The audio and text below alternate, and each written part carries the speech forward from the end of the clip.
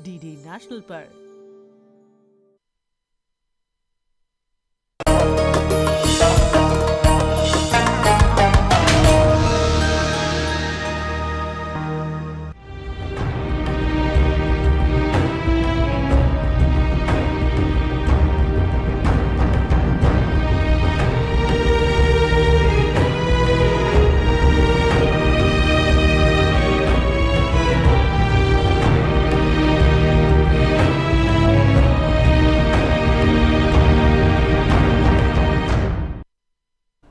आदाब नाजरीन, मैं हूं फरहान नजम।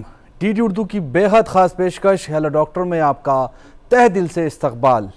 हमारा ये प्रोग्राम जो हर हफ्ते आपके लिए लेकर आता है बहुत सारी ऐसी बातें जो आपके लिए बेहद कारगर हैं, आपको सेहतयाब रखने में कारगर हैं और आपकी ज़िंदगी को खूबसूरत बनाने में हमेशा आपके साथ रहती हैं। तो आज जो हम बात करेंगे बहुत ही ख़ास मौजू लेकर आया हूं मैं आज हेलो डॉक्टर के इस ख़ास एपिसोड में, और वो है बच्चों के बारे में। बच्चे जो हर घर की रौनक होते हैं, बच्चे जो जिनमें हर कोई अपनी खुशियां तलाश करता है और इसके अलावा अपने से ज़्यादा बच्चों का हर कोई ख्याल रखता है।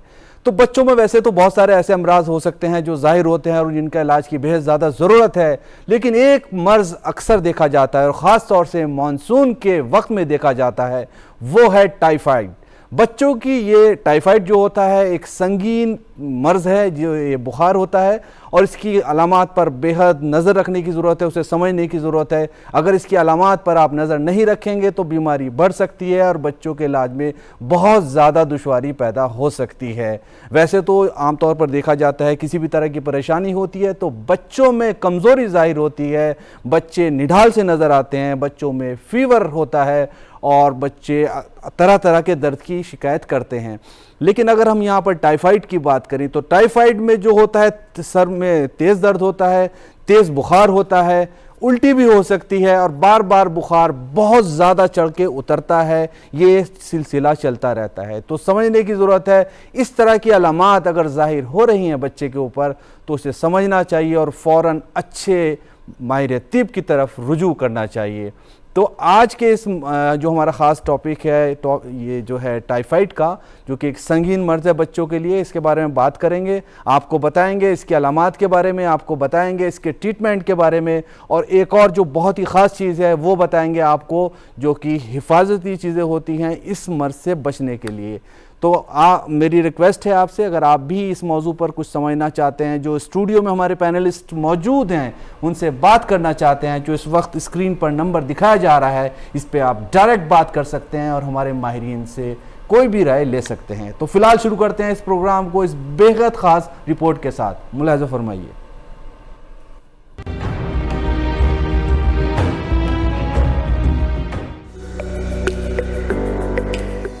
टाइफाइड एक संगीन बीमारी है जो ज्यादातर बच्चों को मुतासिर करती है क्योंकि उनका मदाफ़ियाती निज़ाम कमजोर होता है। ये बीमारी सल्मोनेला टाइफी नामी जरासीम से फैलती है जो अमूमन आलूदा पानी या खाने के जरिए जिस्म में दाखिल होता है। जहां सफाई का मेयार कम हो वहां ये बीमारी ज्यादा आम पाई जाती है। बच्चों में टाइफाइड की इब्तदाई अलामात आम बुखार जैसी होती है, लेकिन वक्त के साथ शिद्दत इख्तियार कर लेती है। मुसलसल तेज बुखार, भूख का कम होना, कमजोरी, सर दर्द, जिस्म दर्द, पेट में तकलीफ, कब्ज या दस्त, उल्टी और मतली जैसी शिकायत सामने आती है। बाज़ औक़ात बच्चों की जिल्द पर हल्के गुलाबी धब्बे भी जाहिर हो सकते हैं। अगर बर वक्त इलाज न किया जाए तो ये मर्ज पेचीदा शक्ल इख्तियार कर लेता है, जिसके नतीजे में आंतों में सुराख, अंदरूनी खून बहना या हत्ता के दिमागी मसाइल भी पैदा हो सकते हैं। इस बीमारी से बचाव साफ सफाई और एहतियात में है। साफ सुथरा खाना और उबला या फिल्टर किया हुआ पानी इस्तेमाल किया जाए। बच्चों को हाथ धोने की आदत डालनी चाहिए और गैर महफूज बाजार के खाने से परहेज करना चाहिए। टाइफाइड वैक्सीन भी बचाव में मददगार साबित हो सकती है। खुलासा ये है कि बच्चों में टाइफाइड एक खतरनाक लेकिन काबिले इलाज बीमारी है, बशर्ते ये कि बरवक्त तशखीस, मुनासिब इलाज और सफाई सुथराई का ख्याल रखा जाए।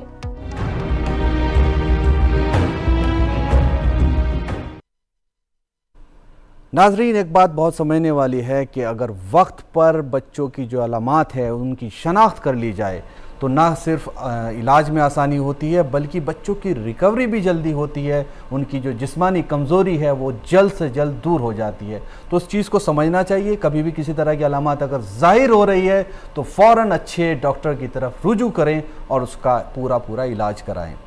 तो आज इस मौजू पर गुफ्तगू करने के लिए जो एक्सपर्ट्स मौजूद हैं उनसे आपका तारुफ करा देता हूं। यहाँ पर मौजूद हैं डॉक्टर प्रदीप कुमार, जो कि प्रोफेसर हैं, हेड हैं department of paediatrics Safdarjung hospital Delhi में। हमारे साथ मौजूद हैं डॉक्टर प्रोफेसर S.A. कृष्णा, जो कि प्रेसिडेंट हैं east zone academy of paediatrics और बहुत ही सीनियर पेडिटिशियन हैं, रिटायर प्रोफेसर भी हैं। आपका खैर मकदम करता हूं मैं इस प्रोग्राम में, आप तशरीफ़ लाए अपना कीमती वक्त निकाल कर। यहाँ पर मौजूद हैं डॉक्टर अरुण के सिंह, जो कि डायरेक्टर हैं, CEO हैं post graduate institute of child health Noida. तीनों एक्सपर्ट्स का बेहद शुक्रगुजार हूँ मैं। हेलो डॉक्टर की पूरी टीम की तरफ से आपका शुक्रिया अदा करता हूँ। प्रोग्राम की शुरुआत यहाँ पर हम करते हैं डॉक्टर प्रदीप आपसे। बात हो रही है टाइफाइड को लेकर, उसकी अलामात सिम्टम्स को लेकर, उसके प्रिवेंशन को लेकर। तो सबसे पहले ये जानना बेहद ज़रूरी है हमारे नाजरीन के लिए, प्रोग्राम देखने वालों के लिए, कि टाइफाइड बीमारी क्या है। बच्चों की बात हो रही है। हाँ, क्योंकि हम बच्चों की ही बात करेंगे आज टाइफाइड बुखार के रिलेशन में। तो टाइफाइड बुखार एक तो बैक्टीरिया से होता है, जो कीटाणु कहते हैं, है ना। तो कीटाणु जब आपको कैसे जाता है हमारे शरीर में, तो जो आम तौर पे ये कीटाणु हमारे खाना या पानी में अंतड़ियों में आते हैं, और अगर वो कीटाणु की संख्या बहुत ज़्यादा है और पानी और खाना जो है कि वो ख़राब है, उसमें कंटामिनेशन है इसी बैक्टीरिया का, तो फिर हमारे पेट में जाके वो पेट में इन्फेक्शन करते हैं, उसके बाद वो बीमारी होता है। तो ये टाइफाइड जो है इसीलिए इम्पोर्टेंट है कि ये पेट में ही बीमारी नहीं करते, ये फिर सारा शरीर में फैल के पूरे शरीर को ही अफेक्ट कर देते हैं और इन्फेक्ट कर देते हैं। तो ये बेसिकली कीटाणु के वजह से होता है, और इसको अगर हम खाना और पानी के ध्यान रखेंगे, ठीक से ताज़ा खाना खाएंगे, घर में बना हुआ खाना खाएंगे, बाहर नहीं खाएंगे, तो और पानी जो है साफ़ सुथरा पिएंगे, तो ये हम इस बीमारी को थोड़ा सा बच सकते हैं इसमें। तो खास करके ये ध्यान रखना है कि ये कीटाणु से होता है, कोई ऊपरी हवा ये सारे नहीं है, ये एक बीमारी है और उसके आपको दवाई से ठीक हो सकता है। तो दवाई से ही बीमारी ठीक हो सकती है। अगर आप दवाई नहीं करेंगे, दूसरी तरह के जो चीज़ें हैं उन पर ज़्यादा भरोसा करेंगे तो बड़ी मुश्किल पैदा हो सकती है। यहाँ पर एक बात समझना बेहद ज़रूरी है, जैसे कि अक्सर डॉक्टर्स बताते हैं, डाइट की बात करते हैं, तो इस मर्ज़ को भी लेकर जैसा कि मैं जानता हूँ, जितना जानता हूँ, यहाँ पर अगर खुराक आलूदा है, पानी आलूदा है, वो सही से नहीं है, हाइजीन का ख्याल नहीं रखा गया है, तो ये मर्ज़ पनपने के बेहद चांसेस ज़्यादा बढ़ जाते हैं। तो अब इस मर्ज़ के बारे में जैसे कि ये डॉक्टर प्रदीप ने बताया, अब हम रुख करते हैं यहाँ पर डॉक्टर कृष्णा की तरफ और उनसे रिक्वेस्ट करते हैं, गुजारिश करते हैं कि आप ये बताइए कि इस बीमारी के बच्चों में सिम्टम्स क्या हैं, अलामात क्या हैं।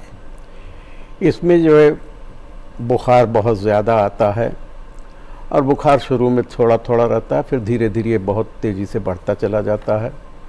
ये ठंड दे करके बुखार आता है, और साथ ही साथ बहुत सारे इसके कॉम्प्लिकेट सिम्टम्स आते हैं, जैसे कि सिर में दर्द होना, बच्चा देखने में बहुत ज़्यादा बीमार लगता है और पेट में उसको तकलीफ़ होती है, उल्टी हो सकती है, दस्त हो सकते हैं, पेट में दर्द हो सकता है, और साथ ही साथ और ज़्यादा अगर कॉम्प्लिकेशन बतलाएं इसका, तो कभी कभी आंत में, चूँकि ये आंत में बैक्टीरिया जा करके वहीं पर टिका रहता है, वहाँ पर एक घाव पैदा करता है, और घाव पैदा करने के साथ हो सकता है कि आंत में छेद भी हो जाए, पैखाने में खून आने लगे, पैखाना काला दिखलाई पड़ने लगे, और तरह तरह की बहुत सारी बीमारियां होती हैं, जिससे बच्चा बहुत निढाल और कमज़ोर हो जाता है।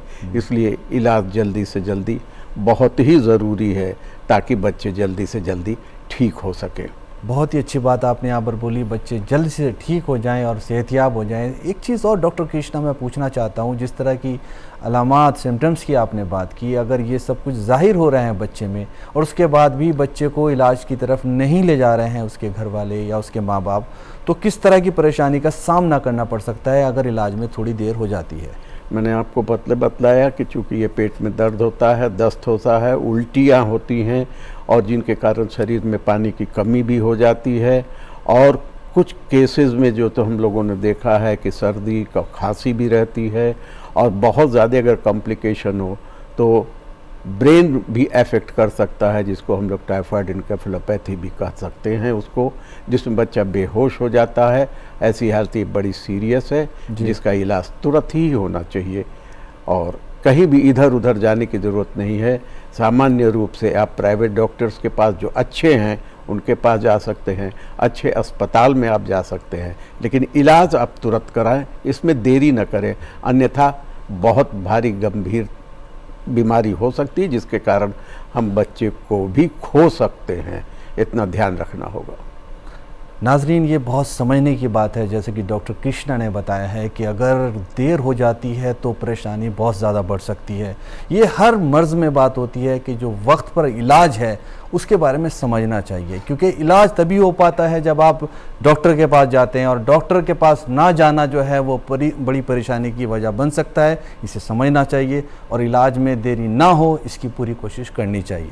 अब यहाँ पर बात करना एक बहुत ज़्यादा ज़रूरी है। हमने बात कर ली है टाइफाइड के बारे में, हमने बात कर ली है उसके अलामात सिम्टम्स के बारे में।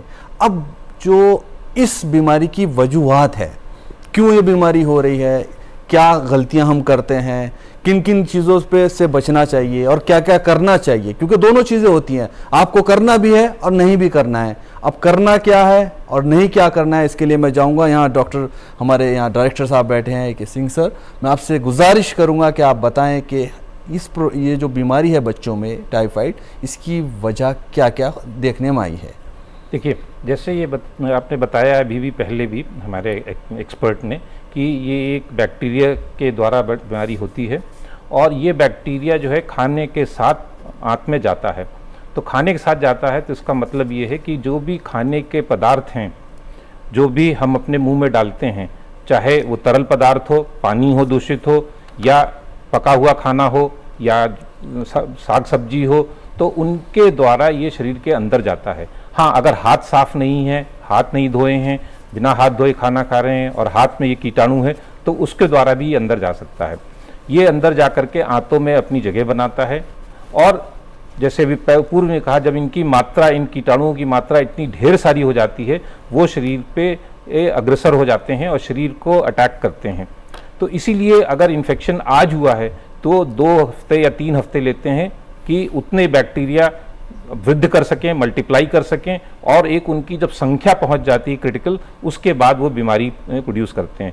तो इन्फेक्शन लगने से, जब से हमने दूषित पदार्थ खाया है, तब से रोग के लक्षण आने में करीब करीब 2 से 3 सप्ताह लगते हैं। और अगर यही खाना हम लोग ठीक से करें, जैसे कि खाना जो है स्वच्छ हो, उबला हुआ हो, हाथ धुले हुए हों, तो इन सब से इस बीमारी फैलने का बहुत कम डर होता है। इस चीज़ को समझना चाहिए कि आप जब भी कुछ खाएं या अपने बच्चे को खिलाएं, सबसे पहले आप हाथ ज़रूर धोएं। कुछ लोग हाथ धोने को में आलकस करते हैं, कुछ लोग हाथ धोने को ज़रूरी नहीं समझते हैं। ये बहुत गलत बात है और गलत आदत है, इससे बचना चाहिए। और जब भी खुद खाएं और बच्चों को खिलाएं, हाथों को धोने का पूरा ख्याल रखें। अब मैं यहाँ पर आऊँगा डॉक्टर कुमार आपके पास, और आपसे जानना चाहता हूँ, सर ने बताया है, डॉक्टर सिंह ने बहुत ही बारीकी से कि खाने का ध्यान रखना चाहिए, हाइजीन का ख्याल रखना चाहिए, ये सारी चीज़ें हो गई हैं। अब उन बच्चों की बात करेंगे जो बच्चे फीडर लेते हैं, दूध लेते हैं, उन बच्चों में क्या क्या गलतियाँ करते हैं आमतौर पर माँ बाप, और किन गलतियों की वजह से ये परेशानी बढ़ सकती है। सिर्फ फीडर वाले उन बच्चों की बात कर रहा हूँ जो फीडर लेते हैं, दूध लेते हैं और दूसरी डाइट पर नहीं हैं अभी। हाँ, तो एक इसमें मैं तो कहूँगा, जो पहले 6 महीने तक आप माँ का ही दूध दें बच्चों के लिए, ठीक है, उससे इधर उधर ना बोतल से ना दूसरे कोई दूध दें। माँ का दूध अगर बच्चे को मिलता है पहले 6 महीने तक, उसका जो लड़ाई करने की शक्ति है कीटाणुओं से, बहुत सशक्त हो जाता है उसमें।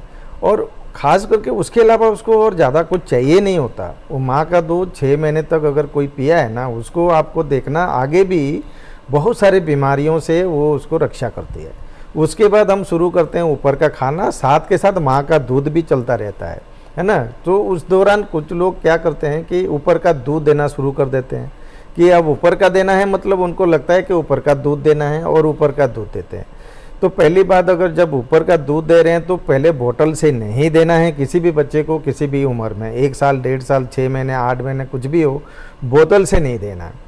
दूसरा है, कुछ लोगों का ये भी है कि भाई दूध ले आओ फ्रेश है उसको पिला देते हैं बिना उबाल के, है ना, वो भी गलत है। अगर दूध पिला रहे हैं साफ कटोरी में उबला हुआ दूध आप पिला सकते हैं कि, और पास्चुराइज्ड दूध कहते हैं, जो हमारे मिल्क कंपनी में अगर उसमें लिखा हुआ है पास्चुराइज्ड मिल्क, तो वो सीधा पी सकता है।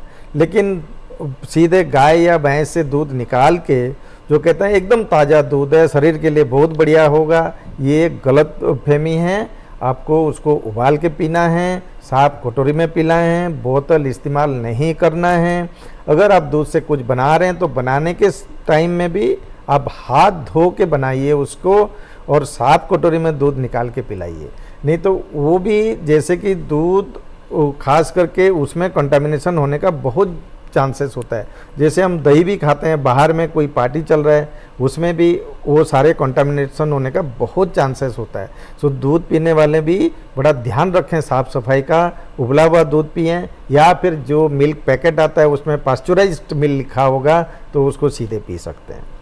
तो उसे पीना चाहिए और इस बात को समझना चाहिए कि माँ के दूध की बहुत ज़्यादा अहमियत है। जैसे कि आपने बताया कि माँ का दूध सारी ज़िंदगी साथ देता है, और जो जिसमें ताकत पहुँचती है वो माँ के दूध से पहुँचती है। इस बात को बहुत अच्छे से समझ लेना चाहिए सभी माँ बाप को। बिल्कुल बिल्कुल। अब यहाँ पर डॉक्टर कृष्णा से मैं फिर रिक्वेस्ट करूँगा, यहाँ पर बात हो रही है टाइफाइड के बच्चों की, तो अब इलाज की बात करते हैं। अगर कोई आपके पास आता है या किसी भी दूसरे डॉक्टर के पास जाता है तो सही इलाज का क्या तरीका है, कितने दिन का इलाज है, और किन बातों का ख्याल रखने की ज़रूरत है इलाज के दौरान?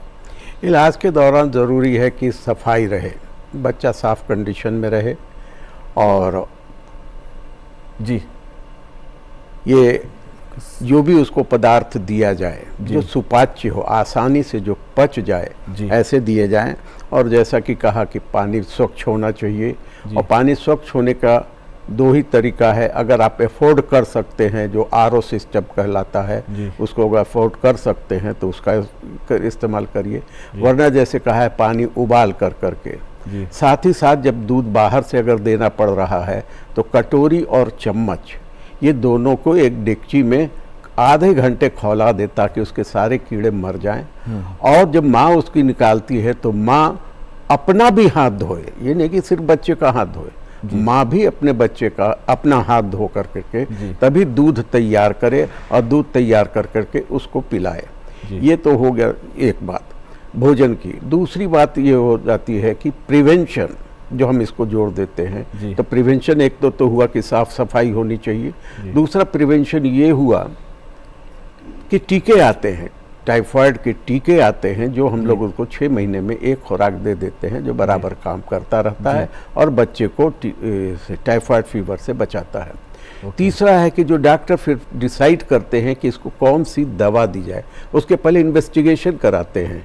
इन्वेस्टिगेशन में ब्लड का इन्वेस्टिगेशन कराते हैं, तरह तरह के ब्लड इन्वेस्टिगेशन होते हैं, जो शायद हमारे दूसरे जो मेरे मित्र हैं वो बतलाएंगे आपको, या अगर हमसे पूछेंगे तो मैं बतला दूंगा। नहीं तो इंजेक्शन जो दवाएं आती हैं, पहले हम लोग एक क्लोरमफेनिकोल नाम की दवा देते थे, लेकिन उसके चूंकि रिएक्शन ज़्यादा होने लगे और सीरियस होने लगे, इसलिए कुछ दिनों तक उसको एकदम, कुछ वर्षों तक एकदम हटा दिया। लेकिन फिर से नया हम लोगों ने शुरू किया है कुछ जगह पर, लेकिन बड़े सावधानी पूर्वक उसका इस्तेमाल करते हैं। नहीं तो फिर इंजेक्टेबल्स में जाते, ओरल देते हैं, तो ओरल में सेफेक्सिम ग्रुप के 3rd सेफेलोस्पोरिन दवाएं होती हैं, वो डॉक्टर बच्चे के वजन के अनुसार तौल कर करके देते हैं। और फिर उसके बाद भी अगर ओरल उसको नहीं सूट कर रहा है या किसी वजह से नहीं फ़ायदा कर रहा है, तब हम लोग उसको इंजेक्शन के ऊपर चले जाते हैं और इंजेक्शन डेफिनेटली फ़ायदा करता है। और इसको जब तक बुखार है तब तक तो देते रहना चाहिए। उसके बाद जैसे ही बुखार डाउन हो तो मेरा अपना ये है कि 3 दिन और कंटिन्यू करें, अगर बुखार नहीं आ रहा है तो दवा को बंद कर देना चाहिए। ओके, यहाँ पर डॉक्टर कृष्णा ने जिस तरह से वैक्सीनेशन की बात की है, अक्सर हम पढ़ते हैं, लोग कहते हैं और एक्सपर्ट्स बताते हैं कि कोई भी बच्चा हो उसके नशो नुमा के लिए वैक्सीनेशन की बेहद ज़रूरत है। इस बात पर मैं रोशनी डलवाने की गुजारिश करूँगा डॉक्टर सिंह से। जो वैक्सीनेशन है बच्चों की, चाहे वो टाइफाइड की हो या दूसरी तरह की वैक्सीनेशन है, बच्चों की हेल्थ के लिए, उसके ग्रोथ के लिए वो कितनी ज़्यादा ज़रूरी है? थोड़ा सा प्रोग्राम देखने वालों को बताइए। देखिए, एक अंग्रेजी की उससे अगर आप हमको दें, परमिशन दे तो कहें, N ounce of prevention is better than 10 of cure.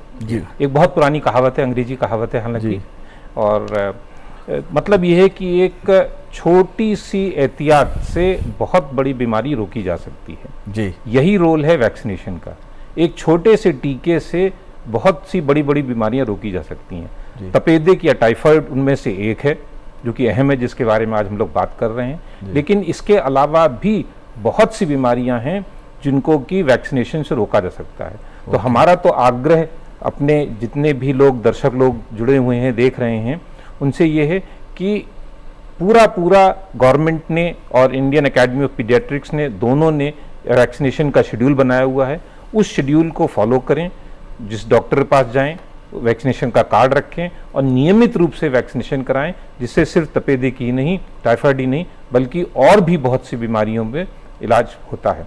छोटा सा अगर आप हमको दें, एक एग्जाम्पल दें कि एक हमारे ज़माने में बहुत पोलियो की बीमारी होती थी, आज पोलियो देखने को नहीं मिलता है। वो क्यों नहीं देखने को मिलता है? क्योंकि मास वैक्सीनेशन हुए थे, खूब हर आदमी का या हर बच्चे का वैक्सीनेशन हुआ था, तो वो बीमारी करीब स्मॉल पॉक्स का वैक्सीनेशन होता, तो शायद धरती से वो बीमारी खत्म ही हो गई है। इसलिए वैक्सीनेशन इम्पॉर्टेंट है और वैक्सीनेशन कराना चाहिए।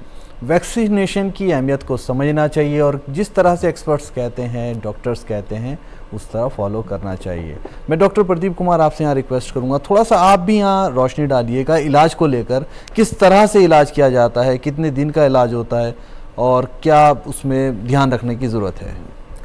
अच्छा, मैं इसमें पहला जो बोलना चाहता हूँ कि आप डॉक्टर के पास जाइए, इधर उधर मत जाइए। जो डॉक्टर्स हैं, जो पीडियाट्रिशियन हैं, बच्चों की डॉक्टर हैं, सही मायने में बच्चों की डॉक्टर हैं, उनके पास जाना। ये इसलिए कह रहा हूँ कि अगर आप इधर उधर चले जाएंगे, क्या होता है ना, वो बड़ी बड़ी दवाई लिख देते हैं, तो धीरे धीरे साल 2 साल में फिर वो हमारा जो कीटाणु है वो दवाई के अगेंस्ट में अपना लड़ाई जारी कर देता है और उसमें ख़त्म नहीं होता है। फिर वो दवाई कारगर नहीं होता। पहले हमारे ऐसे 3 दवाई जो हम 25 साल पहले इस्तेमाल करते थे, आप लोगों ने सुना भी होगा, एमोक्सिसिलिन, ये जो भी दवाई, हाँ, वो सारे जो थे वो आज काम नहीं करते हैं, इसीलिए कि उनका इतना यूज हुआ, खांसी जुकाम में भी देना शुरू हो गया।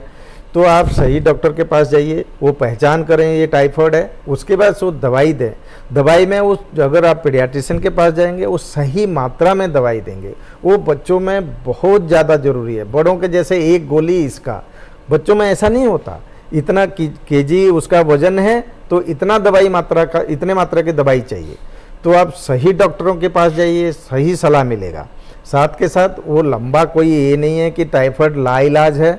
अगर सही टाइम पे आप जाएंगे 100% इलाज हो जाता है। अगर लेट करेंगे तो उसमें फिर कॉम्प्लिकेशन होगा। डॉक्टर कृष्णा ने बताया कि वो आंतों में छेद हो जाता है, खून बहता है, दिमाग में बुखार चढ़ सकता है।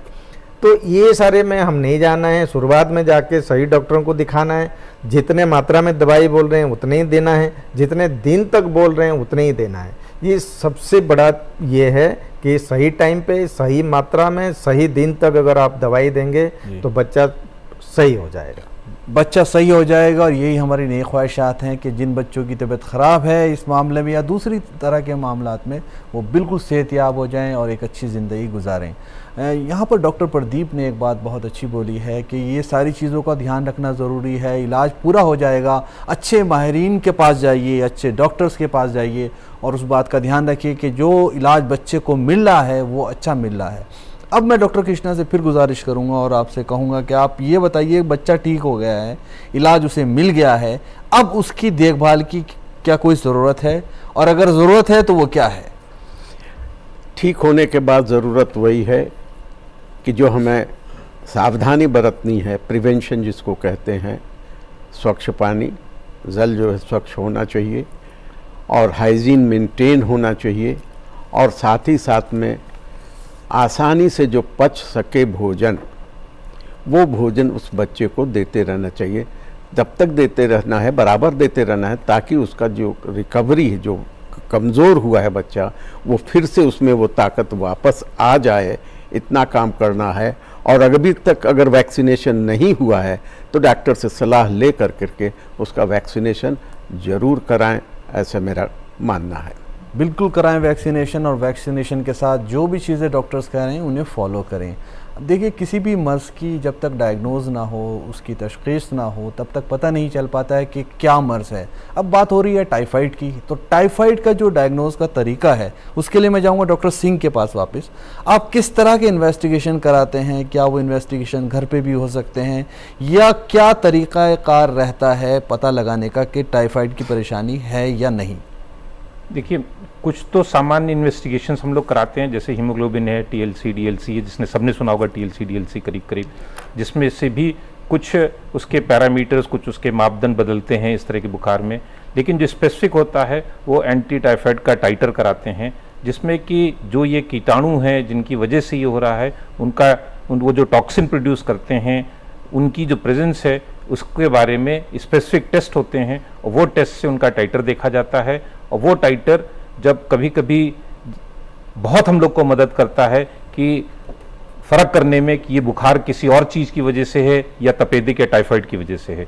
तो अगर वो टाइटर बढ़ता रहता है, और अब आजकल टेस्ट ऐसे आ गए हैं जो कि जल्दी बता देते हैं, ज़्यादा सेंसिटिव टेस्ट आ गए हैं जो कि जल्दी बता देते हैं कि बुखार का कारण क्या है, टाइफाइड है कि नहीं है। और भी कारणों से बुखार हो सकता है, 50 कारण है बुखार होने के, लेकिन जब ये टेस्ट कराते हैं तो ये बता देता है कि हाँ, स्पेसिफिकली इस बच्चे को टाइफाइड से ही ग्रस्त है, और फिर उसमें फिर स्पेसिफिक जो ट्रीटमेंट बताया गया है वो स्पेसिफिक ट्रीटमेंट जल्दी शुरू कर देते हैं, तो डिजीज़ का या बीमारी का और भयावह रूप या और भयानक प्रोग्रेशन नहीं होता है। राइट। एक चीज़ और बताइए डॉक्टर सिंह, यहाँ पर क्या किसी ऑर्गन पे भी असर पड़ सकता है अगर इलाज के दौरान या इलाज से पहले जब अलामत जाहिर हो रहे हैं? कि आंतों से तो ये अंदर घुसते हैं, है ना, बाकी ऑर्गन्स पे भी इनका इलाज होता है। अभी जिक्र में ये भी आया कि आंतों में इतना ही नहीं, छेद भी कर सकते हैं, और अगर छेद करते हैं तो फिर क्या होता है कि वो आंतों में छेद की वजह से जो आंत के अंदर की चीज़ें हैं, जो पदार्थ है, वो पेट के अंदर फैलने लगता है, उसका जहर फैलने लगता है। तो बहुत दफ़े उसका ऑपरेशन भी करना पड़ता है, और वो छेद को हम लोग को बंद भी करना पड़ता है जी। इसके अलावा जैसे जैसे बीमारी और बढ़ती जाती है तो साथ में ब्रेन पे भी इफेक्ट करता है, और जैसे हमारे विशेषज्ञ जी ने बताया भी कि एक उसको सुन्न सा हो सकता है, बच्चा बेहोश सा हो सकता है, जिसको हम लोग टेक्निकल टर्म में एन्केफेलोपैथी कहते हैं, लेकिन मस्तिष्क पे भी उसका आघात होता है। तो इन सब चीज़ों पे ना पहुँचें, सबसे अच्छा है कि जल्द उसका इलाज करें, जिससे कि बीमारी उस स्थिति पे पहुंचने ही ना पाए। आपने ब्रेन की बात की, मैं यहाँ से गुजारिश करूँगा थोड़ा सा ये बताएं कि अगर ब्रेन पे ये प्रॉब्लम होती है तो उसकी क्या अलामत होती है? क्या बेहोशी होती है, गुनूदगी होती है, हाँ, किस तरह की चीज़ें होती बच्चा सुस्त होता जाता है, और फिर बेहोशी भी आने लगती है, और बिल्कुल शिथिल सा हो जाता है, और पानी वगैरह कम होता है, आँख भी चढ़ने लगती है। तो एक रिस्पॉन्सिव नहीं होता, उसको आप आवाज़ दीजिए नहीं बोलता, उसको आप हिलाइए तो बड़ा सुस्त सा रिस्पॉन्स आता है। तो इस तरह से ब्रेन के सिम्टम्स आने लगते हैं, और ट्रीटमेंट हालांकि इनका भी वही है जो बाकी जगह की है, और लेकिन जैसे जैसे बीमारी ज़्यादा बढ़ती जाती है वैसे वैसे उपचार और मुश्किल होता जाता है, और बच्चे की स्वास्थ्य, और अगर ठीक से इलाज नहीं हुआ या कभी कोई दवा कारगर नहीं हुई तो बच्चे की डेथ भी हो सकती है। इन चीज़ों से बचना चाहिए, बहुत ज़्यादा ये संगीन मामला हो सकता है, इसे समझना चाहिए और अच्छे डॉक्टर के पास जाकर पूरा इलाज कराना चाहिए। देखिए, हर बच्चा बहुत ज़्यादा कीमती है, हर बच्चे की हिफाजत ज़रूरी है, हर बच्चे का अगर वो खुदा ना करे बीमार है तो इलाज ज़रूरी है। अब हम उस बात पर रोशनी यहाँ अपने एक्सपर्ट से डलवाने की कोशिश करेंगे कि जब कोई बीमारी होती है तो वो तो किसी वजह से ही तो होती है, इसे समझना चाहिए। तो क्या कुछ ऐसी भी चीज़ें हैं कि बीमारी ना हो, यहाँ पर मैं गुजारिश करूँगा डॉक्टर प्रदीप से, आप ये बताएं कि कैसे हम इस बीमारी को प्रिवेंट कर सकते हैं कि बीमारी हो ही नहीं। हाँ, वो सबसे बड़ा मुद्दा है आज के डेट में। जैसे डॉक्टर सिंह ने भी कहा कि हम अगर उसका प्रिवेंशन कर दें तो इलाज की ज़रूरत नहीं है, बीमारी आएगी नहीं। भाई तो क्यों बीमार पड़ना है, क्यों इलाज कराना है, उसको होने ना दें हम। तो उसमें हम सिंपल देखेंगे कि वाश, WASH मतलब क्या है, सफाई है ना। WA में आप वाटर जो कि पानी है, S में आपका हो गया सैनिटेशन तो साफ सफाई है, एक है हाइजीन। हाइजीन मतलब अपना साफ सफाई। जैसे कि हम ये तीनों को इस्तेमाल करें जी। तो पानी एकदम साफ पीना है, सैनिटेशन सब घर का सैनिटेशन, आपका एरिया का सैनिटेशन, आपका खाने पीने का भी जो सैनिटेशन है वो एकदम बढ़िया सा साफ सफाई से होना चाहिए। और तीसरा है हाइजीन, मतलब आप हाथ धोना है, नहाना है, ये सारे जो रूटीन करते हैं, बट खाने से पहले हाथ धोना ये सबसे बड़ा हाइजीन है। अपना नाखूनों को टाइम से ट्रिम करना और काटना वो सबसे बड़ा हाइजीन है। तो ये जैसे हमें पता लगा है कि ये खाना और पानी के साथ हमारे पेट में और अंतड़ियों में पहुंचते हैं, तो हम खाना और पानी दोनों को साफ रखें। और जब हम उसको ग्रहण कर रहे हैं, हाथ से खा रहे हैं, तो अपना हाथ को साफ रखना है। जो खाना परोस रहे हैं वो बर्तन साफ हो, है ना। तो ये सारे चीज़ों को हम ध्यान से खाने का हम प्रिवेंट कर सकते हैं कि उसमें ये कीटाणु आए ना। पानी, वैसे पानी में अब पहले से बताया गया है कि वो फिल्टर पानी हो और उबला हुआ पानी हो, ठीक है। जब बुलबुले आते हैं कम से कम 15 मिनट तक वो उसको बॉयल करना है पानी को, फिर ठंडा करके साफ जगह ढक के रखना है, उसको इस्तेमाल करेंगे अगर आपके पास साफ पानी नहीं आ रहा है। तो खाना पानी का सफाई और अपना हाइजीन अगर हम रखेंगे तो ये आएगा नहीं। दूसरा जो चीज़ें हैं वो वैक्सीन के बारे में भी हमने बात करी। 6 महीने के बाद एक कंजुगेट वैक्सीन आता है, उसको अगर लेंगे बच्चे को हम देते हैं तो वो भी टाइफाइड को प्रिवेंट करता है। बट अपना सफाई अपने हाथ में है। टीका सरकारी अस्पताल या प्राइवेट अस्पताल में अवेलेबल है, तो इसको क्यों उपयोग ना करें, हम बीमारी को क्यों भुलाएं। जी, बीमारी से बचना चाहिए और उसके आने से बचना चाहिए, और वो तभी नहीं आएगी उन बातों को जब आप ख्याल रखेंगे जो डॉक्टर्स बताते हैं। अब यहाँ पर गुजारिश करूँगा मैं डॉक्टर कृष्णा से दोबारा थोड़ा सा, डॉक्टर साहब एक चीज़ बहुत ज़्यादा अहम है यहाँ पर बात करना। टाइफाइड का इलाज की बात हो रही है, टाइफाइड की बात हो रही है, ये सारे इलाज क्या घर पे भी हो सकते हैं बच्चे के? कौन से ऐसे हालात हैं जब बच्चे को हॉस्पिटल में एडमिट कराने की ज़रूरत पूरी पड़ती है? मैंने कहा कि अगर शुरू में इलाज नहीं हुआ तो उसके कॉम्प्लिकेशंस होते हैं जी। और कॉम्प्लिकेशंस बड़े सीरियस होते हैं। जैसे कहा कि परफोरेशन होगा, पैखाने में खून आएगा या पैखाना ढीला हो जाएगा, पानी की कमी हो जाएगी, या ब्रेन अफेक्ट कर गया है, बच्चा बेहोशी की हालत में है, तो ये घर पर इलाज नहीं हो सकता है, एकदम नहीं हो सकता है। उसे आपको हॉस्पिटलाइज करना ही पड़ेगा अगर आप चाहते हैं कि बच्चे की सेहत सुधर जाए तो। इसलिए बहुत ही आवश्यक है कि इन हालातों में बच्चा जब बहुत ज़्यादा बीमार सा लगने लगा है आपका, तब उस हालत में आप बच्चे को हॉस्पिटलाइज करें। हॉस्पिटल में उचित व्यवस्था होगी और बच्चा डेफिनेटली आपका ठीक हो जाएगा। जी, बहुत अच्छी बात बताई आपने। डॉक्टर सिंह, एक चीज़ पूछना चाहूँगा आपसे मैं यहाँ पर, अगर घर में किसी एक बच्चे को ये परेशानी हो रही है तो घर के क्या दूसरे बच्चों को किसी तरह की हिफाजत की ज़रूरत है, या उनके भी क्या चांस रहते हैं यहाँ पर कि उनको? आपने बहुत अच्छा सवाल पूछा है ये। देखिए, जो कारण है इस रोग के हैं वो बेसिकली हाइजीन से संबंधित है जी, कि वो उस हाइजीन ठीक से नहीं है, उसी की वजह से कीटाणु बच्चे के पेट में जा रहा है। तो आप समझ सकते हैं और हमारे दर्शक समझ सकते हैं कि अगर हाइजीन ठीक नहीं है तो ऐसा नहीं है कि एक ही बच्चे को ये होगा, और बच्चों को भी हो सकता है।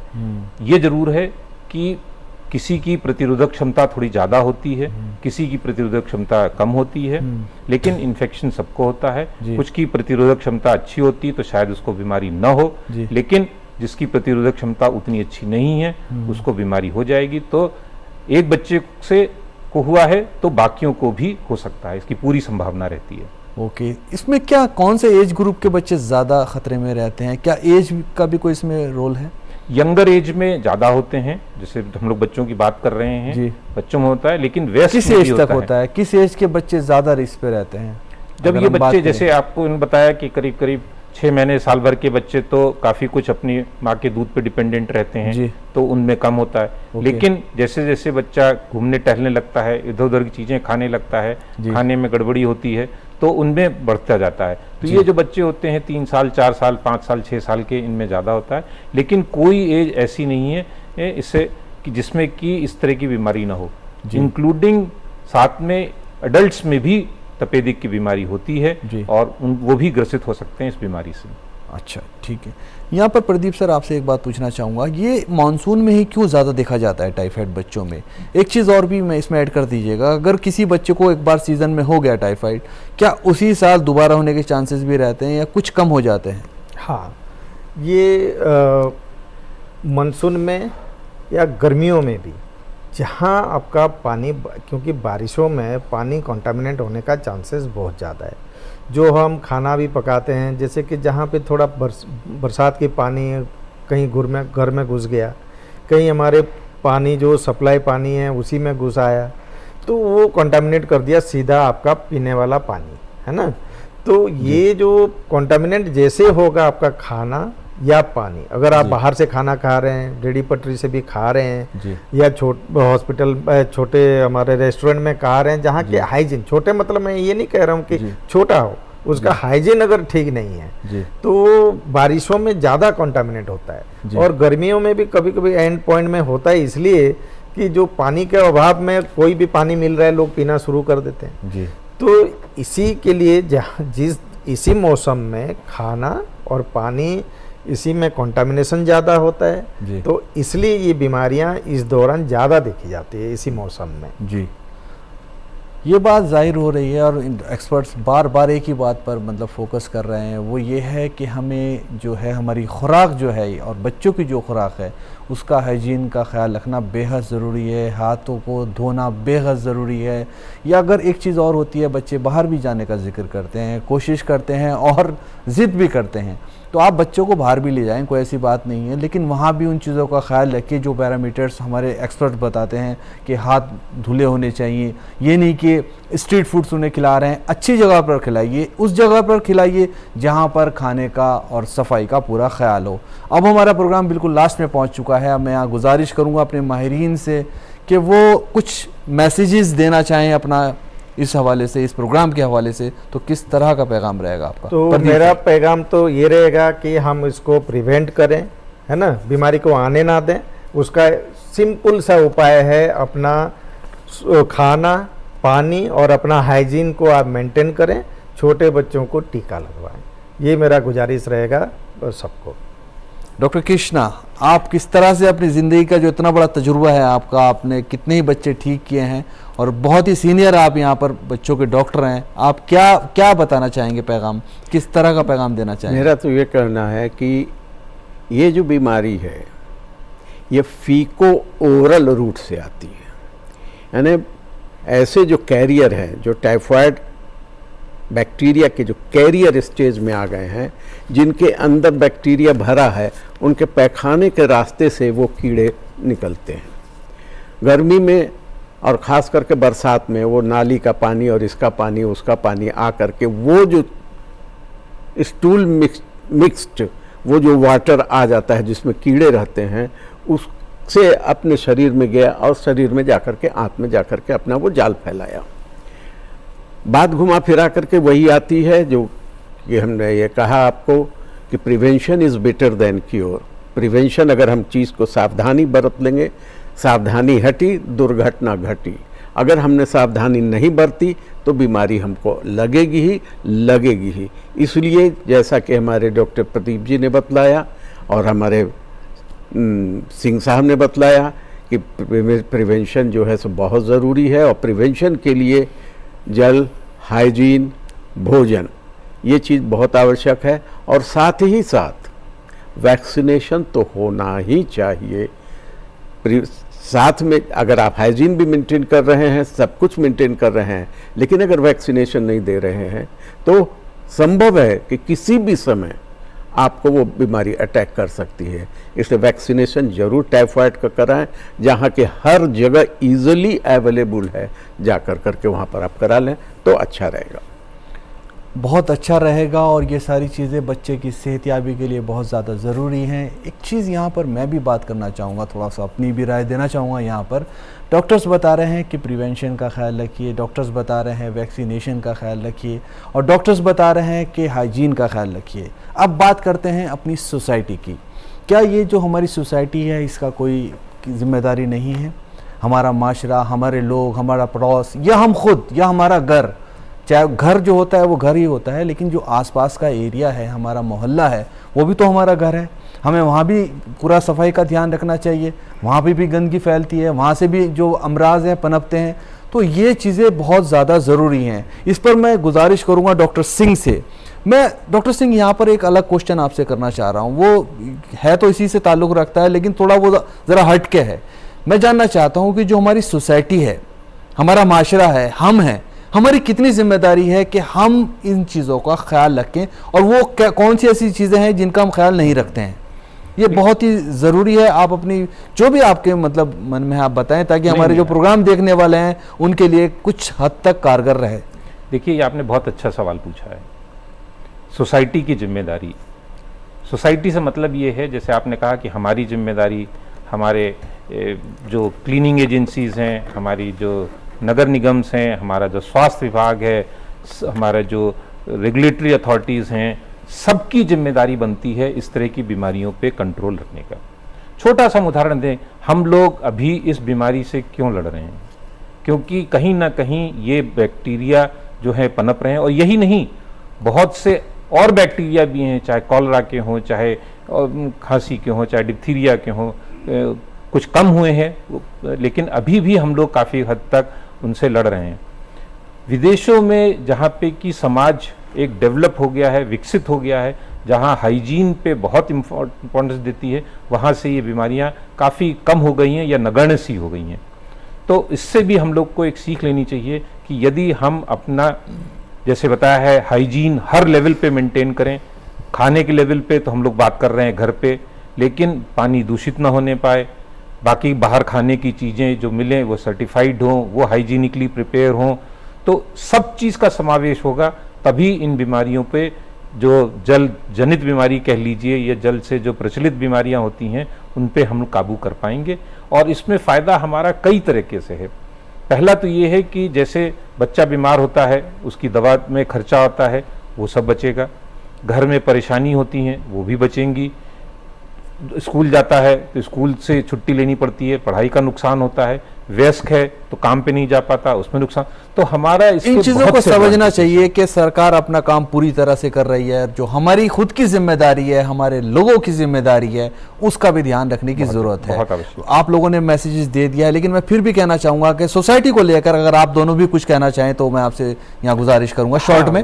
सोसाइटी जो हम हर चीज़ में ना जो सरकार से डिपेंडेंट नहीं हो सकते। कुछ चीज़ें हमारे, जैसे आप कह रहे थे कि मोहल्ला का, वो तो हमारे जिम्मेदारी भी होता है। मेरे घर जैसे मैं साफ़ करता हूँ, मेरे चारों तरफ भी सफाई रहे। मेरे जो ये पानी है, जो भी कहीं पे मेरे को लग रहा है कि ये पानी में कुछ खराबी आ रही है, जल्द से जल्द नगर निगम को मैं मैसेज दूं कि यहाँ पे पानी खराब आ रहा है, तो वो चेक करके फटाफट उसको कोई कर देगा, यही सोचते हैं हम। तो हमारी जिम्मेवारी है, अगर कुछ उनको भी हम मशीनरीज को भी बताना है तो हम, मेरे को बताना है। मैं पहले मतलब उसको समझना चाहिए, अपनी जो भी अपना जो काम है, कम से कम अपनी ड्यूटी को पूरा से निभाना चाहिए। हाँ। गंदगी नहीं फैलाना चाहिए, कूड़े को सही जगह पे पहुंचाना चाहिए। डॉक्टर कृष्णा, कुछ सोसाइटी के बारे में? सोसाइटी के अक्सर हम लोग देखते हैं कि जिन घरों में टॉयलेट नहीं होता है, वहाँ के बच्चे जो है सो नाली पर जाकर करके अपना पैखाना कर देते हैं। तो उन लोगों को भी सिखलाना चाहिए कि वहाँ वैसा नहीं कर करके। बहुत बार हमने देखा है उसको कि लोग घर में पैखाने के पॉलीथीन में लेकर के उसको ऐसे ही फेंक दिया, तो इससे भी बहुत ज़्यादा जो होती है बीमारी। दूसरा है पोर्टेबल वाटर। सबके घर में जल नहीं है, सबके आरओ नहीं है, सबके घर में फ़िल्टर नहीं है, सबके घर में उबालने की व्यवस्था नहीं है। तो नल से लेकर के, सरकारी नल से लेकर करके वो पानी का इस्तेमाल करते हैं। तो पोर्टेबल वाटर होना चाहिए जो कि कम्प्लीटली स्टरलाइज्ड हो, जिसमें टाइफाइड या अन्य वाटर बॉर्न डिजीज जिसमें कीड़े नहीं हों, वैसे लोगों को ये सरकार की जिम्मेदारी बनती है या म्यूनिसिपैलिटी कॉरपोरेशन की जिम्मेदारी बनती है कि हम पोर्टेबल वाटर सप्लाई करें, तो ज़्यादा अच्छा रहेगा। और हम लोग काफ़ी ये सारी चीज़ें बहुत ज़्यादा ज़रूरी हैं कि सभी को ख्याल रखना चाहिए सफाई का, ताकि बीमारियां ना पनपें। आज के इस प्रोग्राम में तीनों लोगों ने बहुत ही खूबसूरती से और बहुत ही नॉलेज वाली चीज़ें, बहुत ही कारगर चीज़ें बताई, इसलिए मैं हेलो डॉक्टर की पूरी टीम की तरफ से तीनों एक्सपर्ट्स का बेहद शुक्रिया अदा करता हूँ। बहुत बहुत धन्यवाद फरहान साहब, बहुत बहुत धन्यवाद। नाजरीन, ये सभी के लिए मेरी गुजारिश भी है, जैसे कि डॉक्टर्स ने बताया, इन चीज़ों का ख्याल रखिए, तभी आपकी सेहत अच्छी रहेगी, तभी आपके बच्चों की सेहत अच्छी रहेगी, क्योंकि हमारा मकसद है सिर्फ आपको बेदार करना, और बेदार ही हम कर सकते हैं, अवेयर कर सकते हैं, करना तो आप ही को है, क्योंकि हर इंसान को अपनी ड्यूटी खुद निभानी पड़ती है। तो आज के इस प्रोग्राम में फ़िलहाल के लिए इतना ही। आपसे मैं गुजारिश करूंगा, जो इस वक्त स्क्रीन पर हमारी ईमेल आईडी दिखाई जा रही है, आप इस पर अपना मैसेज भेज सकते हैं, अपने सजेशंस दे सकते हैं। दूसरा ये कि इस प्रोग्राम को आप दोबारा देखना चाहें तो यूट्यूब पर जाकर इसको देख सकते हैं। अपना पूरा ख्याल रखिए, अपनी सेहत का ख्याल रखिए, सफाई का ख्याल रखिए, और जब भी कुछ खाएं या आपके बच्चे कुछ खाना खाएं तो ज़रूर अपने हाथ धोएं और बच्चों के हाथ धोएं। हमेशा खुश रहिए। आदाब।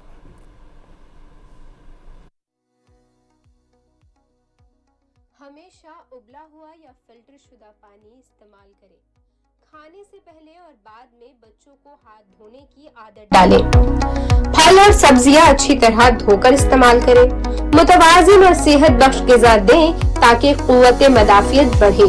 अगर मुमकिन हो तो बच्चों को टाइफाइड वैक्सीन लगवाएं। बाजार की कच्ची या गैर महफूज अशिया ना खिलाएं। बुखार या मुश्तबा अलामात पर फौरन डॉक्टर से रुजू करें।